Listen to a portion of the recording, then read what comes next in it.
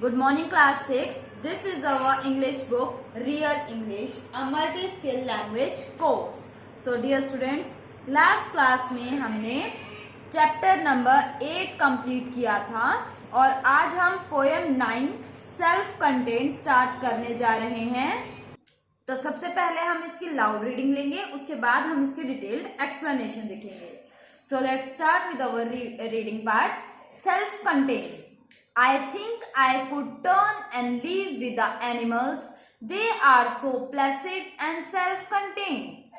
I stand and look at them and long. They do not sweat and whine about their own condition.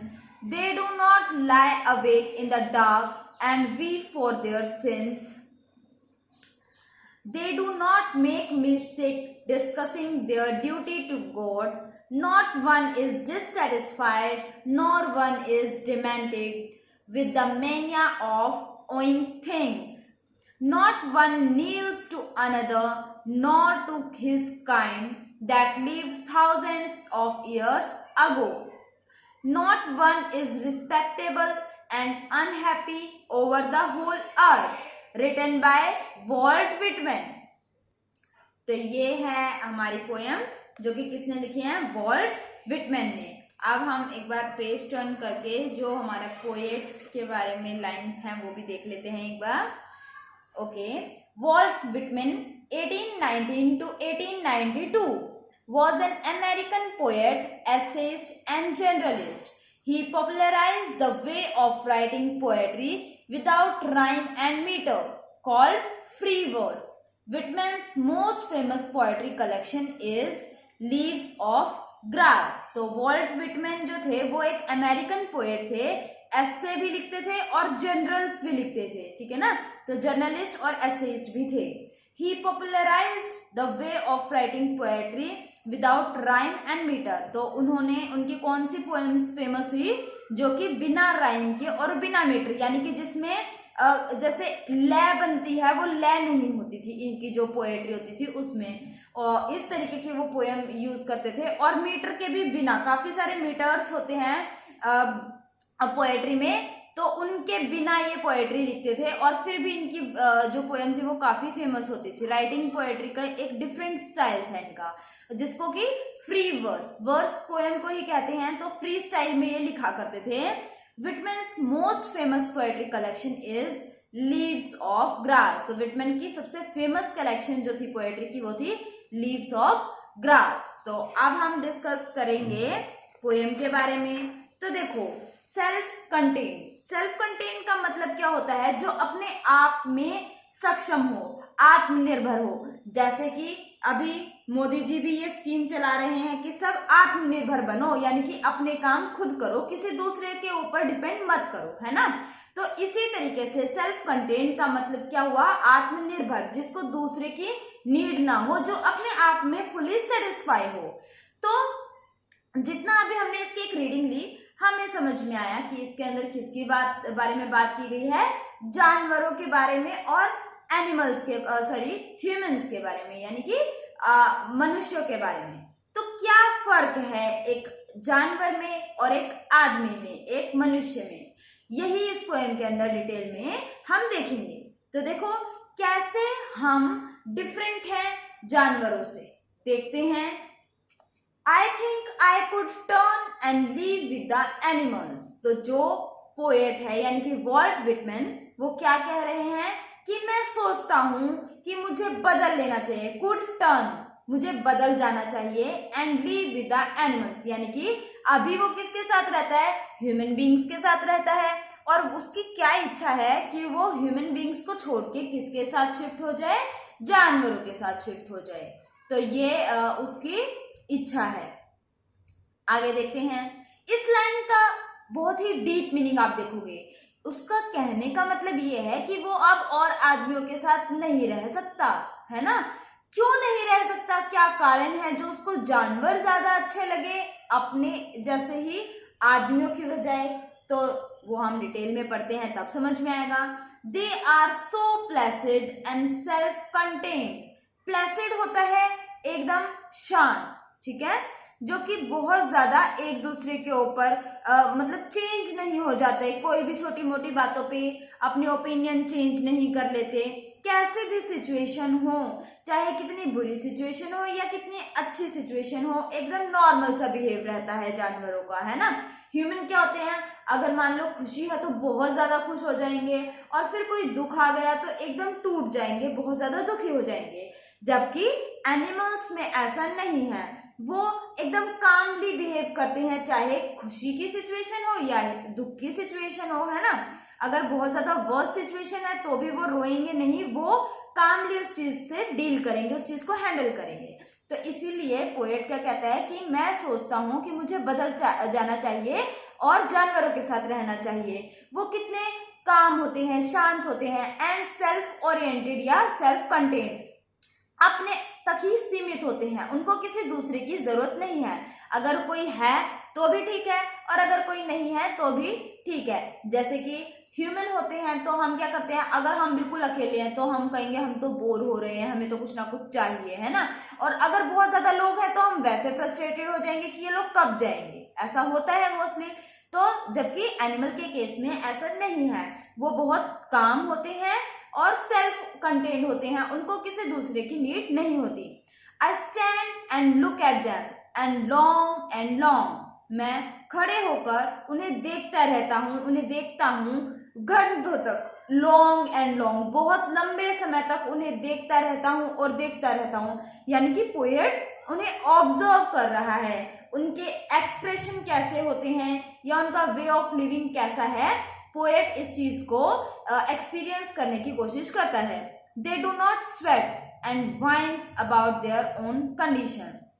They do not sweat, sweat का मतलब क्या होता है, पसीना, पसीने को हम बोलते हैं स्वेट। जबकि यहाँ क्या यूज हुआ है कि वो विलाप नहीं करते। वाइन होता है मतलब लेमेंट करना या फिर कंप्लेन करना कि उनकी सिचुएशन कैसी है, मान लो उनकी कंडीशन बहुत खराब है, कोई दुख उनके पास आ गया, कोई परिस्थिति, मान लो ऐसी कोई सिचुएशन है कि उनको खाना नहीं मिल रहा, तो हमारी तरह, ह्यूमन बीइंग की तरह वो रोएंगे नहीं, वो ढूंढेंगे अपने खाने के लिए, कुछ ना कुछ अरेंजमेंट करेंगे, ना कि ये सोचेंगे कि मेरी तो किस्मत ही खराब है या हमेशा मेरे साथ ही ऐसा क्यों होता है। इस तरीके से वो नहीं सोचते, वो क्या करते हैं, ढूंढते हैं। वो तब तक ढूंढेंगे जब तक उनको खाने के लिए नहीं मिल जाता, क्योंकि उन्हें पता है कि कोई नहीं आने वाला। हम सिचुएशंस को दोष देते रहते हैं, सिचुएशन को कहते रहते हैं मेरे साथ तो ऐसा हो गया, ऐसा हो गया। जबकि एनिमल्स डू नॉट स्वेट, वो डर नहीं जाते, परेशान नहीं हो जाते, घबरा नहीं जाते, और घबराते हैं तभी तो पसीने आते हैं ना, तो वो घबराते नहीं हैं। And wine about their own condition, और अपनी कंडीशन के बारे में कंप्लेंट नहीं करते, विलाप नहीं करते रहते, सबको सुनाते नहीं है कि मेरे साथ क्या हो गया। They do not lie awake in the dark and weep for their sin. Sin क्या होता है, पाप। जैसे हम बोलते हैं कि मेरे से तो ये गलती हो गई, मुझसे तो ये पाप हो गया, है ना, तो वो हो गए सिन, जो हमारे बुरी डीड्स, बैड डीड्स होती हैं, साथ में हम बैड डीड्स भी लिख लेते हैं, बुरे कर्म जो हमने गलत काम किए होते हैं। They do not make me sick, sorry एक लाइन हमने स्किप कर दी। They do not lie awake in the dark. In the dark का मतलब है नाइट टाइम, ठीक है ना, नाइट, वो जागते नहीं रहते। They do not lie awake, वो जागते नहीं रहते। किस समय, नाइट के समय, रात के समय वो जागते नहीं हैं। And weep for their sin, और पश्चाताप नहीं करते उन कर्मों के लिए जो कि उन्होंने किए हैं। तो वो क्या करते हैं, रात के समय आराम से सो जाते हैं, ऐसे हमारी तरह। आदमी क्या करते हैं, आधी आधी रात तक जाग रहे हैं, सुबह होती है तो वो सो रहे होते हैं ना, तो उनका कोई सिस्टम नहीं होता है। जबकि जो एनिमल्स हैं वो एक प्रॉपर सिस्टम को फॉलो करते हैं। प्लांट्स भी इवन आप देखोगे तो आपने बहुत बार सुना होगा कि रात को प्लांट्स को टच नहीं करते क्योंकि वो सो गए, है ना, दिन छुपने के बाद वो सो जाते हैं और सुबह जल्दी जल्दी वो उठ जाते हैं। एनिमल्स भी आप देखोगे तो रात होते ही वो क्या करते हैं, सो जाते हैं, सुबह अर्ली मॉर्निंग वो आपको उठे हुए मिलते हैं। जबकि ह्यूमन बीइंग का ऐसा बिल्कुल भी नहीं है, उनका जब मन कर रहा है वो दिन में सो रहे हैं, रात को सो रहे हैं, सारी रात जाग रहे हैं, सारा दिन सो रहे हैं, कोई एक सिस्टमैटिक ऑर्डर नहीं है। तो ह्यूमंस क्या होते हैं, कभी भी रात को भी अपने बुरे कर्मों का पश्चाताप कर रहे होते हैं कि हाय मैंने तो ये गलती कर दी, अब मुझे इसका फल मिलेगा, इस तरीके से सोचते रहते हैं। जबकि एनिमल सारी रात जाग कर ये विलाप नहीं करते कि उन्होंने क्या पाप कर दिया, और उस चीज के बारे में सोच सोच के रोते नहीं रहते। They do not make me sick discussing their duty to God, और वो मुझे तंग नहीं करते। मेक मी सिक का मतलब मुझे थका नहीं देते या परेशान नहीं करते। Discussing their duty to God, अपने कर्म की उनका क्या कार्य है भगवान के प्रति, उनकी क्या ड्यूटी है। भाई भगवान, अगर हम ऐसा करेंगे तो भगवान ऐसा हमारे बारे में सोचेगा। मान लो हमने कोई अच्छा काम कर दिया तो भगवान हमसे खुश हो गया, हमने व्रत कर लिए तो भगवान हमारी इच्छा पूरी कर देगा। इस तरीके से जानवर नहीं सोचते। वो अपने इस तरीके से नहीं सोचते कि मुझे भगवान के प्रति मेरी क्या जिम्मेदारी है, मुझे कैसा करना चाहिए, और ये सब चीजों के बारे में वो कभी भी डिस्कस करके मुझे पकाते नहीं है। जबकि ह्यूमन बीइंग कुछ भी काम करेंगे वो उस चीज में ये देखेंगे कि भाई भगवान नाराज तो नहीं हो जाएगा, भगवान खुश तो होगा ना मेरे ये करने से। अगर मैंने एक दिन का फास्ट रख लिया तो भगवान खुश तो हो जाएगा ना। अरे मैंने एक मर्डर कर दिया, भगवान मुझसे नाराज तो नहीं हो जाएगा। तो इस तरीके से एनिमल्स नहीं सोचते। ये काम कौन करता है? ह्यूमन बीइंग्स करते हैं। Not one is dissatisfied nor one is demented with the mania of owing things. तो नॉट वन इज डिससैटिस्फाइड यानी कि एनिमल के बारे में कह रहा है कि उनमें से कोई भी एक सिंगल एनिमल भी ऐसा नहीं है जो डिससैटिस्फाई हो, यानी कि जो अपनी लाइफ से संतुष्ट ना हो, ना उम्मीद हो। यानी कि एक भी ऐसा एनिमल नहीं है जो ये सोचता हो कि भाई मैं तो अपनी जिंदगी में बिल्कुल खुश नहीं हूं। नॉर वन इज डिमेंटिंग, ना ही कोई ओवर एक्साइटेड है। डिमेंटेड होता है बहुत ज्यादा क्रेजी हो जाना, बिल्कुल पागल ही हो गया कि हाँ भाई मैं तो अपनी जिंदगी में सबसे ज्यादा खुश हूँ। ना तो कोई बहुत दुखी है, ना कोई बहुत ज्यादा खुश है। With the mania of owing things. Owing things का मतलब क्या है? चीजों को खरीद लेना, ठीक है ना, चीजों को अपना बना लेना। और मेनिया क्या होता है? अति किसी चीज की लत होती है ना, उसको हम बोलते हैं मेनिया। लत लिख सकते हैं, होती है मेनिया। मतलब क्या कि बहुत ज्यादा चाहिए, मुझे तो ये भी चाहिए, ये भी चाहिए। जैसे ह्यूमन बीइंग का क्या नेचर होता है कि मुझे आज 1 लाख रुपए मिल गए तो मैं सोचूंगी कल मुझे 10 लाख रुपए मिल जाए, परसों मैं सोचूं मैं तो 1 करोड़ की मालकिन हो जाऊं, है ना। कहने का मतलब ये है जितना मिले उसमें कभी भी संतुष्ट ह्यूमन बीइंग नहीं हो सकते। उनको और चाहिए, इवन सब कुछ चाहिए, सब कुछ बस उन्हीं का हो। ह्यूमन बीइंग के साथ ऐसा है, जबकि एनिमल हमेशा सेटिस्फाइड रहते हैं। एक सिंगल एनिमल भी ऐसा नहीं है जो डिससेटिस्फाई हो या बहुत ज्यादा सेटिस्फाई हो अपनी लाइफ में। और उनके अंदर ये चीज भी नहीं है कि मुझे सब कुछ चाहिए, सारी दुनिया बस मेरे कदमों में हो, या मैं करोड़पति बन जाऊं, मुझे बहुत पैसे चाहिए, मुझे ये चाहिए वो चाहिए। इस तरीके की कोई डिजायर नहीं होती एनिमल्स की। Not one kneels to another, ना ही एक दूसरे के आगे झुकता। कोई भी एनिमल ऐसा नहीं है। नील डाउन का मतलब होता है झुकना, ठीक है। मतलब जैसे हम कोई हमसे बहुत ज्यादा अमीर है तो हम उनके यहाँ नौकर हैं, हम उनके कदमों में बिल्कुल गिरने को हो जाएंगे, उनकी सारी बात मानेंगे। तो ऐसा नहीं है एनिमल के केस में। कोई एनिमल किसी दूसरे के सामने कभी नहीं झुकता। Not to his kind that lives thousands of years ago, ना ही अपने ही जैसे अपनी ही बिरादरी के किसी आदमी के आगे जो कि हजारों पहले जीवित था। जैसे कि ह्यूमन बीइंग क्या करते हैं, जैसे कि अब एग्जाम्पल ले लो, हमारे जो नेशनल फादर हैं यानी कि गांधी जी, तो सब उनके आगे झुक रहे हैं, हमारे पूर्वज हैं। या फिर जैसे हम अपने पूर्वज, हमारे दादा दादी, उनके दादा दादी, हम उनके आगे झुकते हैं, उनको मंदिर में फोटो रख दी और उनकी पूजा कर रहे हैं। या जैसे भगवान राम ही हो गए तो हम उनकी क्या कर रहे हैं? पूजा कर रहे हैं। वो हमारे एंसेस्टर्स हैं, हमारे पूर्वज हैं, है ना। तो हम अपने ही जैसे के आगे झुकते हैं ह्यूमन बीइंग। जबकि एनिमल का कोई भी उनके बहुत पुराना, कोई मान लो शेर का बहुत पुराना कोई शेर हो, कोई उसका दादा परदादा हो, वो उसके सामने कभी नहीं झुकेगा, है ना। ये काम सिर्फ कौन करते हैं? ह्यूमन बीइंग, कि भाई वो हमसे खुश हैं या दुखी हैं। जैसे हम लोग श्राद्ध निकालते हैं, एनिमल्स इस तरीके से कुछ भी नहीं करते। वो इन फालतू की चीजों में ना तो विश्वास करते और ना अपना टाइम वेस्ट करते, जैसे कि हम करते हैं। हम अपने पूर्वजों के आगे झुकते रहते हैं, उन्हीं की पूजा में अपना टाइम वेस्ट करते रहते हैं। इस तरीके से एनिमल्स नहीं करते। Not one is respectable and unhappy over the whole earth. ना तो कोई बहुत ज्यादा सम्माननीय है, यानी कि जिसका जानवरों में कोई ऐसा भी कि इसी का सबसे ज्यादा सम्मान है, जैसे कि बहुत सारे महापुरुष ऐसे हैं जिनका हम बहुत बहुत सम्मान करते हैं। या फिर ना कोई बहुत ज्यादा दुखी है, ना तो किसी की बहुत ज्यादा प्रेज की जाती, ना किसी को बहुत दुखी रखा जाता।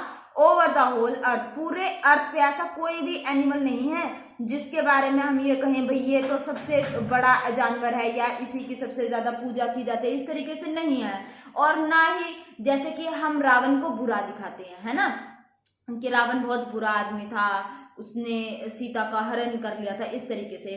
तो ऐसा भी कोई एनिमल नहीं है जिसके बारे में हम इस तरीके की बातें करें पूरे अर्थ पे। तो जो कमियां इंसानों में है वो कमियां जानवरों में नहीं है, ये इस पोएम के अंदर बताया गया है, जो कि किसने लिखी है, वॉल्ट विटमैन ने। और वो क्या कहना चाहते हैं कि मैं इन ऐसे आदमियों से अच्छा तो इन जानवरों के साथ रह लूं जो कि अपने आप में सेटिस्फाई हैं, जिनको किसी चीज की कोई जरूरत नहीं है, मेहनत करने पे विश्वास करते हैं, अपने कर्मों के ऊपर रोते नहीं हैं, ना ही किसी से डरते हैं कि भाई अगर मैंने ऐसा कर दिया तो क्या हो जाएगा। वो सिर्फ एक चीज में विश्वास करते हैं कि उन्हें अपना जीवन जीना है और किसी भी तरीके से जीना है। अगर मान लो यही सोच लें कि भाई अगर मैंने किसी मान लो कोई शेर है और वो कहे कि मैं अगर खरगोश को मार दूंगा तो भगवान बुरा मान जाएंगे, तो ऐसे तो वो भूखा खुद ही मर जाएगा, है ना। तो ये चीज तो पॉसिबल नहीं है, क्योंकि एक दूसरे को, ये एक फूड चेन है कि सभी एनिमल एक दूसरे के ऊपर डिपेंड करते हैं। कोई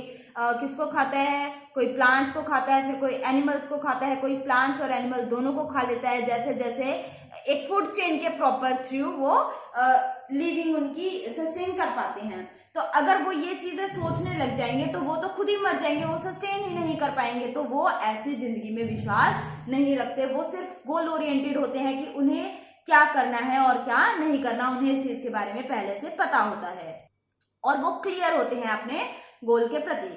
तो ये एक पोएम है जो कि वॉल्ट विटमैन ने लिखी है, जिसका नाम क्या है, self contained. And this poem is about animals, how do they leave without disturbing anybody others life. और जबकि ह्यूमन के केस में क्या है, वो एक दूसरे को डिस्टर्ब करते हैं और अपना रोना रोते रहते हैं, अपने दुख गाते रहते हैं कि भाई ऐसा हो गया ऐसा हो गया, जबकि आगे बढ़ने के बारे में वो इतना नहीं सोचते, जबकि उनके पास काफी पावर्स हैं, है ना। तो वो अपने एनर्जी को फालतू में वेस्ट करते रहते हैं, जबकि एनिमल्स ऐसा नहीं करते। तो this is all about our poem.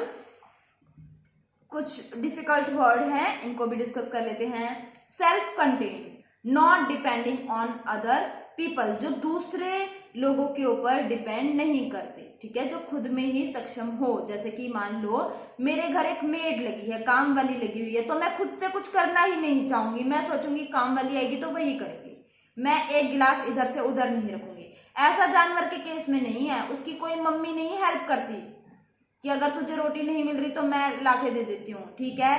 जब वो बहुत छोटा होगा बेबी तो थोड़ी बहुत दिन खिला दिया, पर जिस दिन वो अपने पैरों पे खड़े होने लायक हो गया उस दिन वो खुद से कमाएगी। ऐसे हमारी तरह नहीं करते वो कि अभी तो बच्चा छोटा है, अभी तो स्कूल में ही है, फिर वो कॉलेज में ही तो है, अभी तो हम उसे खिलाएंगे। पेरेंट्स उसको खिलाते रहते हैं, उसको इंडिपेंडेंट नहीं बनने देते। जबकि जानवरों में क्या होता है, वो खुद से ही इंडिपेंडेंट होते हैं, चाहे वो छोटा हो चाहे वो बड़ा हो, अपना काम वो खुद करेगा, ठीक है। तो उसे बोलते हैं सेल्फ कंटेन्ड। प्लेसिड होता है नॉट इजीली एक्साइटेड और इरिटेटेड, जो ना तो बहुत जल्दी खुश हो जाए ना बहुत जल्दी इरिटेट हो जाए, किसी भी बात से दुखी हो जाए, जो काम हो एकदम, उसको क्या बोलते हैं, प्लेसिड, यानी कि शांत। वाइन होता है complain all the time about everything, हर चीज के बारे में कंप्लेन करते रहना, उसको क्या कहते हैं, वाइन, ठीक है, विलापना। डिमेंटिंग होता है क्रेजी, बहुत ज्यादा एक्साइटेड हो जाना, क्या होता है, dementing. Mania uncontrolled desire to do something, कुछ काम को करने की इच्छा, यानी कि किसी चीज को हासिल करने की अनकंट्रोलेबल, यानी कि जिसकी कोई लिमिट ही ना हो कि मुझे ये भी चाहिए ये भी चाहिए, इस तरीके की इच्छा। नील्स टू समबडी, किसी के आगे झुकना। शोज ऑबिडेंस टू समबडी, किसी को आज्ञाकारी दिखाना कि भाई मैं आज्ञाकारी हूँ, दूसरे की सारी बात मानता हूँ, तो किसी के आगे झुकना, उसको बोलते हैं नील्स टू समबडी। तो अब आपको क्या करना है, ये सभी वर्ड मीनिंग अपनी नोटबुक में राइट डाउन करेंगे, साथ में लर्न करेंगे, इस पोएम को दोबारा से रीड आउट करेंगे और समझने की कोशिश करेंगे। नेक्स्ट क्लास में हम डिस्कस करेंगे comprehension section. So that's all for today. Thank you and have a nice day.